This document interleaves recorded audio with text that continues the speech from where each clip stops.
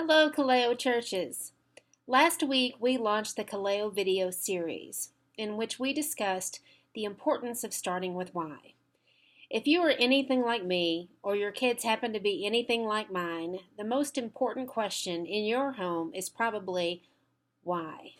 And it can be really frustrating to answer that question because some neurologists have said that the why question often appeals to a part of our brain that's not even connected to language. It connects more to emotion. And so that's why the why questions are often the most very difficult to understand. But as ministry practitioners, it's so important for us to be able to connect with our why. And so I'd like to take a few minutes this morning just to get you on your way to start connecting with your own why it is that you do the ministry that you do, and why is it that we are trying to reach young adults. Just like whenever you board any aircraft, the stewardess asks you to first place the oxygen mask upon yourself before helping anyone else.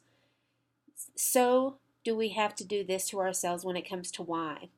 In order to help people connect with deep meaning and great appreciation for the life that they've been given, we first have to connect with our own why. And so I'd like to tell you 4 things this morning to get you on your way to start understanding and articulating your why. The first is to gather your stories.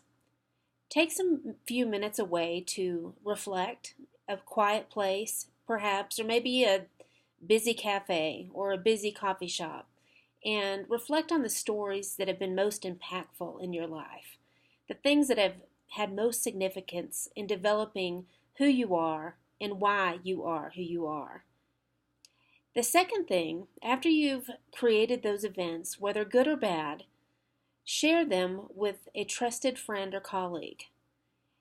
Sharing these stories enables us to verbalize them, whereas before they might have all been in our head, but when we actually tell somebody about it, we start to ascribing language to it and describing it in detail and helping us to figure out where are the big themes. That's the third step, is finding out what are the big themes among the most important memories of your life.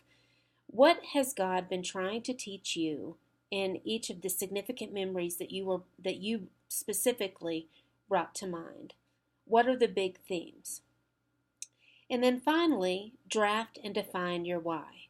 Start with I blank to blank. So, for example, a why statement for myself might be, I lead and equip to equip churches in ministry to young adults. I lead and equip in order to help churches lead to ministries to young adults. That would be a why statement for myself. So in other words, here are the 4 steps in a nutshell. First, gather your stories. What are the stories that have been most important to you in shaping who you are today? And second of all, share those stories with someone else that you trust, someone else that can actually provide feedback and reflections as you share those stories. And third, find the themes among those stories.